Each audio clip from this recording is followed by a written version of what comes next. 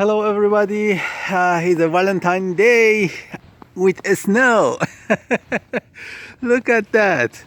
It's very interesting. We didn't have snow in Arlington for a couple years, maybe 2-3 years like this. So really interesting, and it's more interesting is happened in the Valentine Day.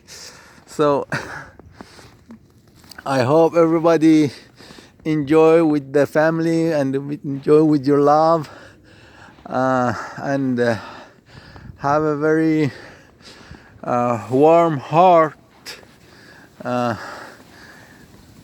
Sit by your love, by chimney, and enjoy the time, enjoy the life. And we know life is just one time. That's right.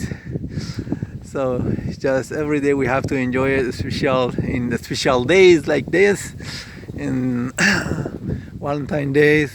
Happy Valentine Day to everybody, and hopefully we have better time in future. Okay, and enjoyable time. Okay, I just want to share this snow day with you guys, and that's it. God bless you. Have a great day.